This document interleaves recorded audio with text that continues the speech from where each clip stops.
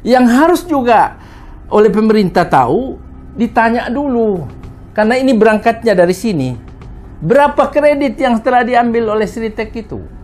Dari bank mana? Jangan kita bicara pemutusan hubungan kerja atau tidak dilihat ini kreditnya. Saya tidak mau memiliki pikiran negatif tentang Sritek. Nah, berapa kredit macetnya beliau ini? Nah, kemudian mengapa harus pilot? Kasus tenaga kerja itu tidak bisa diselesaikan dengan bahasa politik. Tidak bisa diselesaikan dengan bahasa hukum. Hukum bisa dijalankan, tetapi kalau ditentukan pesangonnya, tahu pengusahanya tidak bisa bayar bagaimana? Maka langkah-langkah yang ada biasanya dia harus diselesaikan. Tahap pertama saya mengusulkan supaya diselesaikan secara mediasi. Mediasi itu dilakukan oleh mediator yang kompeten, yang memiliki brevet dari pemerintah, bukan mediator yang karena pejabat pemerintah, karena menteri, karena apapun, tidak akan selesai. Karena dia tidak mengerti pola mediasi.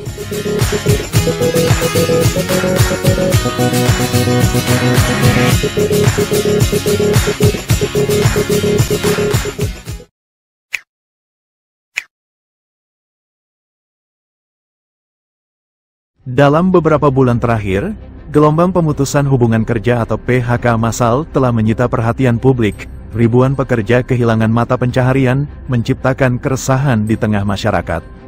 Kasus terbaru yang mencuat adalah PHK massal di PT Sritek.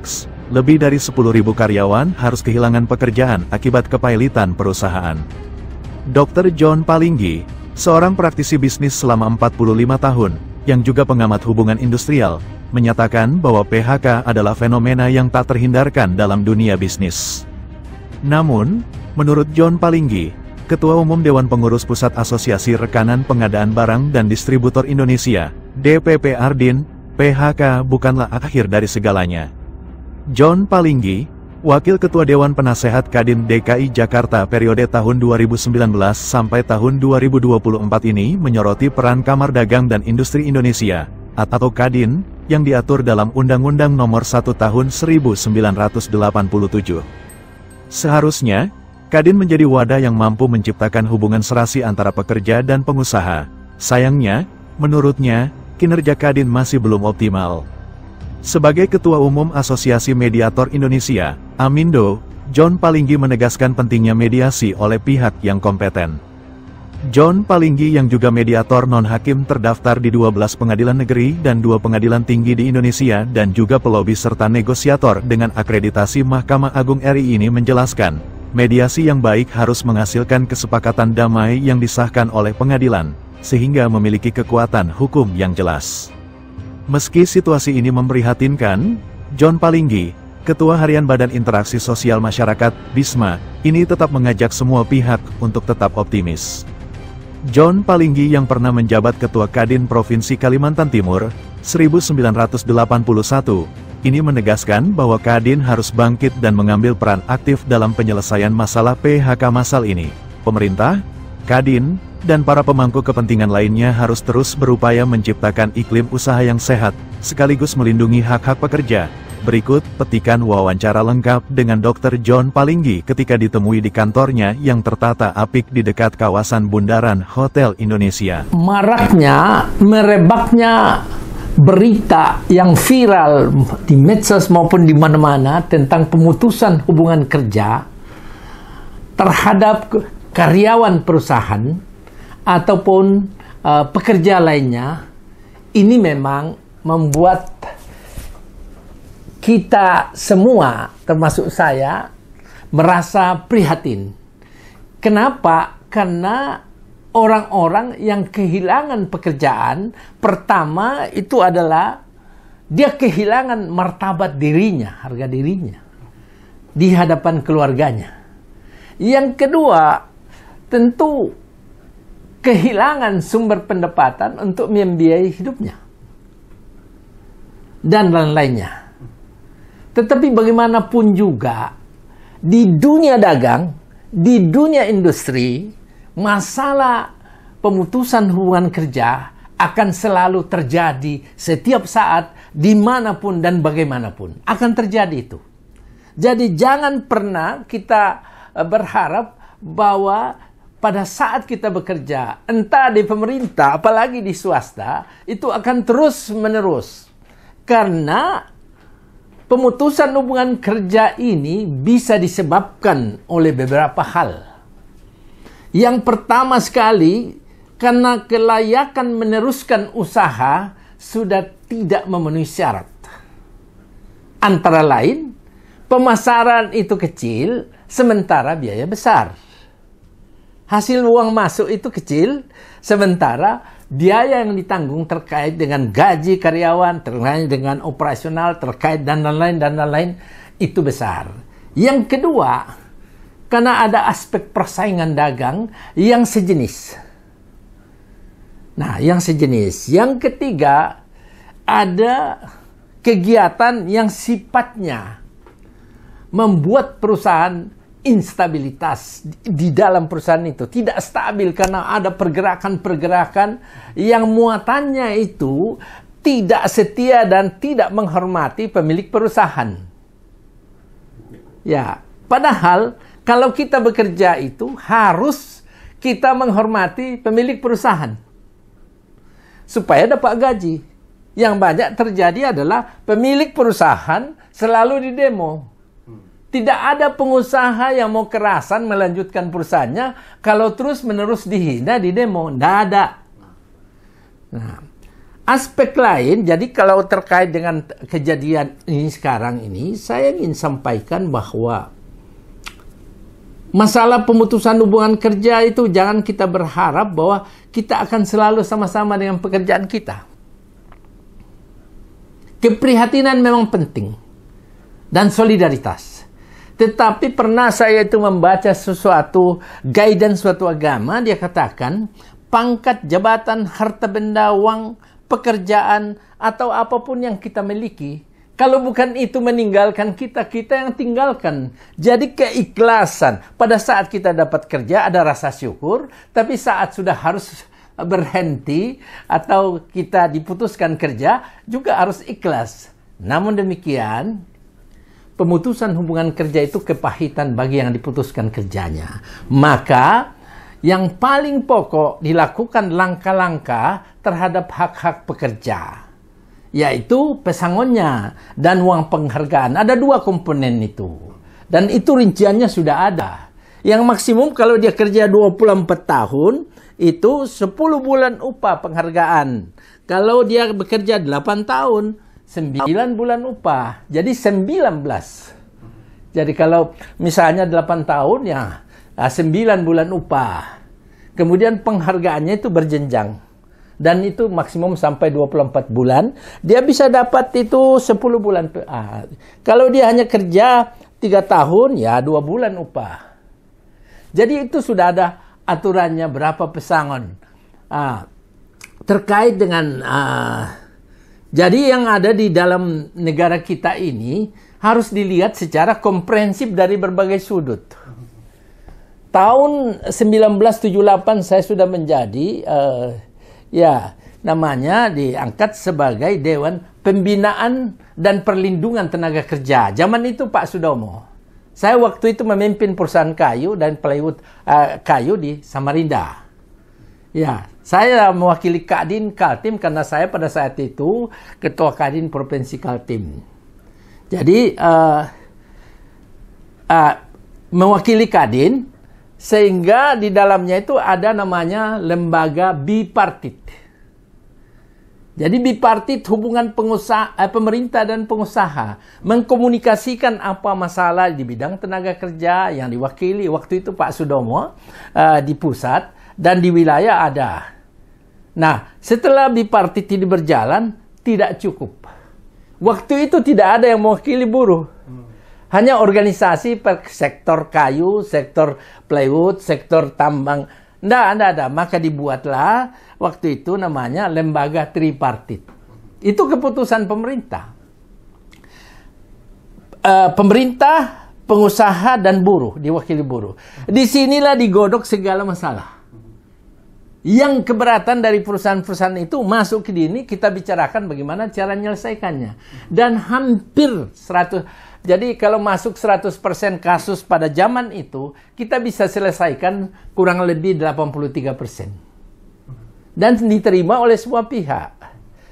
Kasus tenaga kerja itu tidak bisa diselesaikan dengan bahasa politik. Tidak bisa diselesaikan dengan bahasa hukum. Hukum bisa dijalankan, tetapi kalau ditentukan pesangonnya, tahu pengusahanya tidak bisa bayar bagaimana? Maka langkah-langkah yang ada biasanya dia harus diselesaikan. Tahap pertama, saya mengusulkan supaya diselesaikan secara mediasi. Mediasi itu dilakukan oleh mediator yang kompeten, yang memiliki brevet dari pemerintah, bukan mediator yang karena pejabat pemerintah, karena menteri, karena apapun, tidak akan selesai. Karena dia tidak mengerti pola mediasi. Nah, pola mediasi itu adalah tidak pernah mempertimbangkan banyak sedikitnya didapat. Tidak pernah. Tidak mempertimbangkan salah benar. Mediator yang melaksanakan itu adalah dia melakukan tugasnya seraya tidak merugikan semua pihak yang ada di situ. Berdasarkan win-win solution. Tidak ada yang merasa dirugikan. Maka ini tidak gampang. Jadi selama ini kalau ada kasus besar, menengah, dan kecil, itu selalu bilang dimediasikan. Nah, tidak pernah selesai itu. Ada yang selesai tapi ditekan sana, ditekan sini, diancam sana, bukan begitu. Harus diterima oleh semua pihak. Itulah sebabnya kalau pertemuan itu harus menampung aspirasi buruh dan aspirasi pengusaha. Bukan pengusahanya dijelek-jelekkan, baru buruhnya dibela-bela. Bukan buruhnya dijelek-jelekkan, baru pengusahanya dibela. Enggak. Mediasi itu adalah mempertimbangkan kepentingan semua pihak.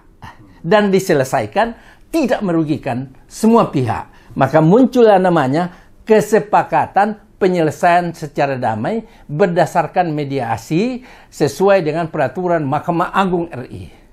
Baru memiliki dasar hukum. Sebab kalau mediasi tidak disahkan, misalnya hal yang berat dan besar serta muatannya itu besar, harus dibawa ke pengadilan supaya disahkan. Nah, namanya penetapan pengadilan, berapa yang harus dibayar. Apalagi berkaitan dengan uang negara. Tapi kalau dibuat di luar saja, itu masih bisa digugat gitu loh.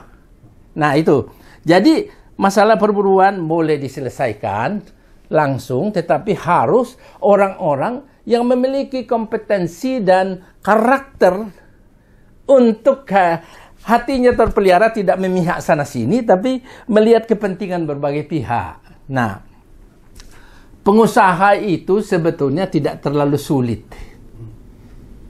untuk dia kalau selama pengusaha pembinaannya jalan, nggak akan ada masalah. So, pengusaha itu cepat menyesuaikan kok. Kalau tidak dikasih aturan aja, kalau kena sanksi dia udah takut. Tapi yang sulit adalah ada organisasi pengusaha namanya Kamar Dagang dan Industri. Ya, Kamar Dagang dan Industri ini mereka bekerja berdasarkan Undang-Undang Nomor 1 tahun 87. Ya, jadi di sana itu disebutkan Kamar Dagang dan Industri adalah wadah pengusaha. Jadi pasal 4 itu wadah pengusaha yang bergabung maupun tidak bergabung. Jadi sebetulnya Kadin ini mempunyai pengabdian yang sangat strategis karena membina pengusaha yang bergabung tidak bergabung. Nah, pasal 5 Kadin ini yang harus masyarakat umum tahu dan pengusaha serta pemerintah. Pemerintah tidak tahu ini, tidak pernah baca undang-undang. Pasal 5 dikatakan, Kadin itu bersifat mandiri. Yang kedua, bukan organisasi pemerintah. Saya ulangi, bukan organisasi pemerintah. Pasal 5 itu. Nah, selain bukan organisasi pemerintah, pasal 5 menyebutkan bukan organisasi partai politik. Nah, kalau di sana dihuni oleh orang politik, itulah pelanggaran hukum. Ya, kalau di sana gayanya seperti pemerintah, itu pelanggaran hukum. Nah, pasal 5 juga menegaskan bahwa dalam melakukan kegiatannya tidak mencari keuntungan. Nah loh, tidak mencari keuntungan. Nah, harus introspeksi pengurus Kadin. Jangan mencari keuntungan atau minta kredit atau tidak bayar gitu loh. Ya, banyak itu. Di seluruh Indonesia banyak yang saya deteksi mengambil kredit di bank, orang bank sengsara menagihnya. Nah, itu. Nah, terkait dengan Kadin, Kadin ini sebetulnya terkait dengan pemutusan hubungan kerja. Inilah tugas Kadin sesungguhnya. Dari 10 kegiatan dan tugasnya itu di dalam Undang Nomor 1 Tahun 87 tentang Kadin Kamar Dagang Industri, dari 10, poin 9 I itu adalah poin 9, yaitu apa? Ya, memelihara hubungan yang serasi antara pekerja dan pengusaha. Nah, ini tidak dilakukan Kadin. Kadin harus tampil menyelesaikan masalah sebelum meledak PHK ini. Pembinaan itu memelihara hubungan serasi. Cilakaannya di Kadin dia serahkan ke Apindo. Apindo itu tidak tahu wujudnya bagaimana. Tempat teriak-teriak aja orang yang seolah-olah bekerja padahal tidak memiliki output yang benar. Ya, lebih banyak bernuansa politik kalau Kadin, Apindo. Orang yang ngurus pun dililit kredit macet itu. Saya tahu itu. Nah, jadi Kadin harus mengambil alih kembali itu. Jangan dikasih ke Apindo. Kadin harus memelihara hubungan yang serasi antara pekerja dan pengusaha. Sama saja. Di lembaga pengupahan menugaskan orang-orang Apindo di sana. Dan orang-orang di lembaga pengupahan itu yang menentukan 5.300 itu bukan orang yang mengerti karena tidak ada karyawannya. Jadi sebetulnya itu banyak penyimpangan. Ya. Jadi sekali lagi, Kadin saatnya sekarang harus tampil, ikut serta menyelesaikan ini sesuai tugas-tugas perintah undang-undang. Nah, pertanyaan yang timbul, apakah pengusaha Sritex, direksi maupun komisarisnya atau pemilik saham itu anggota daripada Kadin? Tidak perlu lihat anggota apa tidak, karena undang-undang ya pasal 4 itu bagi pengusaha yang tidak bergabung maupun bergabung. Ya, tanggung jawab Kadin. Panggil, rembukkan bagaimana cara menyelesaikannya. Jangan diserahkan kurator aja. Kalau serahkan kurator, tak tahu yang disita oleh kurator tidak mencukupi, terus gimana? Bagaimana kehidupan karyawan itu? Nah, yang harus juga oleh pemerintah tahu, ditanya dulu. Karena ini berangkatnya dari sini. Berapa kredit yang telah diambil oleh Sritex itu? Dari bank mana? Jangan kita bicara pemutusan hubungan kerja atau tidak dilihat ini kreditnya. Saya tidak mau memiliki pikiran negatif tentang Sritex. Saya 45 tahun bergerak dalam bisnis tanpa cacat. Tahun 75 saya ketua Kadin Kota Samarinda. Tahun 79 saya ketua masyarakat perkawinan, pengusaha kayu seluruh Kalimantan Timur.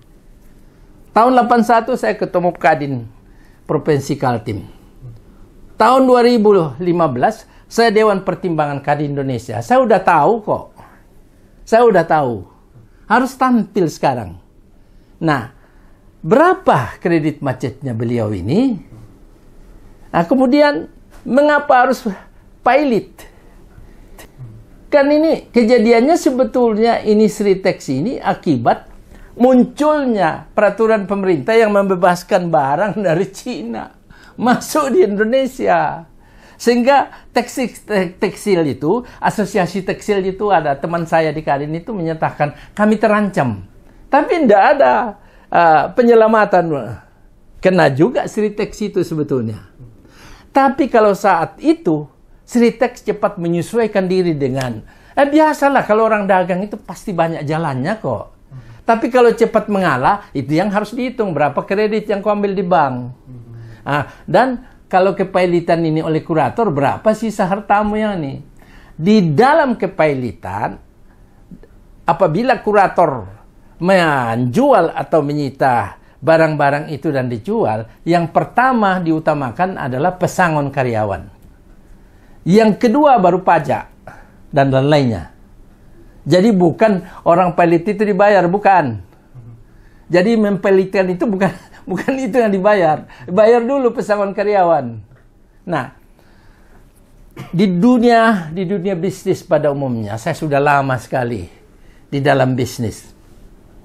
Kadang-kadang banyak sekali pengusaha yang berniat baik. Banyak untuk membangun negara. Tapi lebih banyak di Indonesia yang berniat tidak baik. Indikator utama tahun 89, tahun 98 itu kan sempat itu blacklist pengusaha 82,7% di bank. Karena kredit macet 450 triliun. Nah, ini harus juga diwaspadai. Itulah sebabnya Kadin bersama pemerintah bina pengusaha. Jangan milih-milih aja orang-orang politik ditaruh di Kadin itu. Nah, supaya pengusaha bersikap baik. Karena ada juga orang pailit, memang sengaja dipailitkan. Suruh orang apa? Suruh orang gugat pailit, berkumpul 1-2 orang, mempailitkan di pengadilan, dipailit. Apa yang terjadi? Semua kredit di bank itu tidak terbayar. Dan kadang-kadang ada pengusaha yang sedih, tapi ada juga yang gembira karena itu. Nah, ini yang harus dijaga. Jangan kepailitan itu menjadi model daripada jebolnya bank. Seperti itu yang ingin saya sampaikan. Jadi terkait dengan pemutusan hubungan kerja, tidak usah terlalu dihebohkan. Tangani secara proporsional hak-hak karyawan itu. Tidak usah heboh, karena pemutusan hubungan kerja akan terjadi terus kok. Di negara ASEAN ini, sampai Amerika, sampai semuanya kena masalah semua kok. Secara makro, Pak, ya? Secara internasional, secara negara ASEAN juga terjadi masalah serius tentang pemutusan hubungan kerja. Jangan jauh-jauh. Pengusaha yang terbesar yang juga pengusaha besar terkait itu memecat karyawannya banyak puluhan ribu itu. Nah, kalau pemutusan hubungan kerja ini nggak usah diperpolitisir. Yang harus dijaga hak karyawan itu diselesaikan dengan baik. Tetapi yang menyelesaikan siapa? Nah, baru aja kabinet dibentuk sudah datang satu wakil menteri bilang tidak akan ada pemutusan hubungan kerja. Lain kali saya sarankan wakil menteri itu belajar mengenai aspek-aspek terkait dengan undang-undang ketenagakerjaan, seni menyelesaikan masalah, dan juga mengetahui apa karakter pengusaha sendiri secara umum. Karakter pengusaha itu kalau perlu, misalnya kalau perlu peraturan lemah dia hantam, dia sikat itu barang. Tetapi kalau aturan bagus, pembinaannya sejak awal terus menerus, namanya pembinaan dan perlindungan tenaga kerja. Tapi ada juga pembinaan dan perlindungan pengusaha.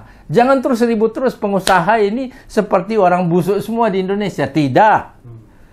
Pengusaha kalau dibina kayak Parto dulu 250 orang dipanggil jembaran, tolong bantu negara, jalan itu. Jadi jangan justru pengusahanya diuyak-uyak terus. Tapi pengusaha juga harus diberi warning. Kalau memang niatnya kurang bagus. Pertama niatnya meninggalkan kredit macet, sengaja pelitkan. Yang kedua meninggalkan tanggung jawab terhadap karyawannya, padahal sebelumnya sudah mengambil triliunan rupiah dari keuntungan itu. Nah itu. Jadi saya ulangi undang-undang tentang kamar dan industri nomor 1 tahun 87 itu pasal 11. Pemerintah melakukan pengawasan terhadap Kadin terkait dengan pelaksanaan undang nomor 1 tahun 87 dan perundang-undang lainnya dan kebijakan pemerintah di bidang perekonomian. Pasal 11, kalau Kadin melakukan penyimpangan atas dari ketentuan yang berada dalam Undang-Undang Nomor 1 Tahun 87, di situ ditegaskan pemerintah mencabut keputusan presiden mengenai Kadin. Jadi ada sanksinya. Kadin itu enggak organisasi biasa. Jangan dianggap pemerintah, jangan partai. Enggak, organisasi biasa yang dibayar. Nah, saya ingatkan teman-teman di Kadin, saya mantan pengurus Kadin Indonesia juga. Jangan lagi lakukan hal-hal sebelumnya yang seperti menempatkan diri seperti pemerintah. Memberi saran kepada pemerintah monggo, tapi bukan mendikte pemerintah. Ya, kesalahan Kadin masa lalu itu tidak baca undang-undang. Pengurus itu belum tentu tahu undang-undang. Dia harus baca itu. Sehingga pemerintah bukan dianggap, dia sering bilang, kalau ketuanya misalnya, ketua Kadin atau siapapun, Kadin kami sebagai mitra. Bukan mitra, berada di bawah pemerintah. Memberi saran kepada pemerintah. Ingat, ya mitra strategis. Lah strategis mana? Membina pengusaha ya tidak, menciptakan hubungan serasi antara pekerja dan pemerintah tidak. Ya, saatnya sekarang Kadin tampil untuk menyelesaikan masalah ini. Jadi jangan membuat pusing negara, apalagi Bapak Presiden kita yang sangat, saya ulangi, sangat berniat baik merubah negara yang menjadi sejahtera. Dalam kaitan dengan PT Sritex, langkah-langkah strategis yang harus terukur dan membawa nilai tambah manfaat bagi karyawan yang diberhentikan dan juga bagi harga diri pengusaha itu sendiri, maka yang pertama sekali harus para kurator ini mengerti celah-celah bisnis dan liku-liku bisnis serta apa isi daripada perusahaan Sritex. Yang pertama, kurator harus tahu bahwa ada pemegang saham, ada komisaris, ada komisaris dan ada direksi perusahaan. Namanya pengurus perusahaan. Jadi terpisah. Pemegang saham memberi kepercayaan terhadap komisaris dan direksi perusahaan untuk menyelenggarakan perusahaan dengan baik, namanya good corporate governance, tata kelola perusahaan yang baik dan sehat. Nah, kalau sekarang menghadapi masalah, maka sesuai Undang-Undang Nomor 40 tahun 2017 mengenai perseroan terbatas, bahwa penanggung jawab ke dalam dan keluar perusahaan termasuk di pengadilan adalah direktur utama. Maka kurator harus menghubungi direktur utama. Ini bagaimana supaya diadakan rapat dengan direksi. Bahkan lebih baik lagi kalau penanggung jawab pengawasan itu adalah komisaris, dipanggil supaya rapat. Bagaimana? Judulnya hanya satu kok. Bagaimana menyelesaikan hak-hak karyawan yang diberhentikan berkait dengan pesangon dan penghargaan. Judulnya hanya satu. Nah, kalau tidak ada jalan keluar dari rapat komisaris, direksi, dan kurator, maka langkah berikutnya harus diambil, namanya mengundang pemegang saham. Karena ini adalah menyangkut risiko. Ya, di dalam undang-undang itu, pemegang saham tidak bertanggung jawab terhadap tindakan pidana atau apapun lain yang dia tidak lakukan. Dia hanya bertanggung jawab terhadap risiko yang timbul sesuai dengan jumlah saham yang ditempatkan. Maka pemegang saham ini dimintakan istilahnya kerelaan untuk membantulah. Ya, dengan hati yang lapang membantu supaya ada penyelesaian pembayaran pesangon dan penghargaan dan hak penghargaan terhadap karyawan yang diberhentikan. Nah, ini kurator harus menguasai. Jadi kurator jangan bersifat bos dalam menyelesaikan masalah. Karena pengusaha rata-rata yang dipegang itu adalah harga diri. Seorang pengusaha sangat mengutamakan harga diri. Maka dalam keadaan apapun dia tetap sangat mengutamakan harga diri. Maka kurator harus datang pada pengusaha, mendatangi, memohon bertemu, bukan mengundang gitu, memohon bertemu. Nah, syukur-syukur dengan tata bahasa yang baik dan tidak menyudutkan pengusaha, dengan memberikan satu permohonan supaya bisa ini diselesaikan. Nah, rata-rata kalau memang pengusahanya, pemegang sahamnya berniat baik, ini dia bisa memberikan jalan keluar. Tapi yang pertama sekali harus kurator tahu berapa kreditnya di bank. Yang kedua, jaminannya itu apa? Rata-rata perusahaan seperti industri itu, jaminannya adalah tanah dan juga pabrik-pabrik itu. Itu dijaminkan di bank. Maka kalau itu terjadi, itu bisa dilihat di dalam akte perjanjian kredit. Jaminannya apa? Nah, kalau jaminannya tanah dan juga pabrik dan besi-besi bangunan itu, ya mau dapat dari mana uang pesangon itu? Saya pastikan tidak ada pesangon dari aset-aset yang ada. Sementara kurator bertugas menyita aset untuk menjual. Kalau sudah dijaminkan di bank, nggak bisa. Itu bank memiliki hak prerogatif untuk mengambil. Itu ada undang-undang. Nah, karena kalau itu terjadi, seluruh aset sudah dijaminkan di bank, satu-satunya jalan kembali yang saya bilang, rapat bersama pemegang saham, meminta mereka agar bertanggung jawab terhadap risiko pesangon dan uang penghargaan bagi karyawan yang diberhentikan. Caranya bagaimana? Ya sesuai dengan saham yang ada, tanggung jawab berdasar proporsional. Dihitunglah itu. Kalau pesangonnya 5.800 itu bisa mencapai mungkin sekitar kalau saya bisa 300 miliar itu. Ya, bisa mencapai 300 miliar. 350 lah. Nah, tinggal dibagi sesuai komposisi saham kok. Itu yang harus dipegang oleh kurator. Nah, saya kadang-kadang melihat banyak kurator yang ada tapi dia tidak mengerti bisnis. Dia hanya mengerti hukum. Nah, celah-celah bisnis. Saya sudah 45 tahun bisnis tanpa celah dan saya ngerti ini masalah. Nah, kalau itu sudah dijumlah semua hak-hak karyawan itu, maka dibicarakan dengan pemegang saham. Kalau tidak, rata-rata kalau pengusaha yang benar, dia pasti bantu selesaikan. Karena masa lalu dia sudah dapat untung mungkin sudah puluhan triliun dia untungkan. Ambillah likuiditas atau cadangan devisa, bayarlah ini. Ini namanya memelihara reputasi dan nama baik pengusaha. Ya, masa lalu tahun 98 dan sampai itu tuh para pengusaha tidak memelihara reputasi dan cenderung untuk mencuri uang negara melalui kredit. Ya, tapi saya yakin pengusaha Sritex, pemegang sahamnya, saya yakin akan tampil. Apalagi dengan tampilnya Bapak Prabowo sebagai presiden, ya pengusaha-pengusaha pemegang saham Sritex itu pasti dia akan mendukung penyelesaian atas pesangon dan penghargaan karyawan. Ya, itu yang saya sarankan. Kalau misalnya kurator ada hambatan, saya kira ada aja yang bisa menolong kalau memang diperlukan.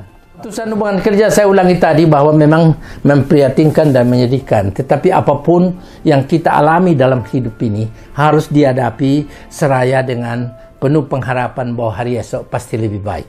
Tidak ada satu risiko di dalam hidup ini yang bisa dihindari. Segala risiko itu pasti datang ke kita.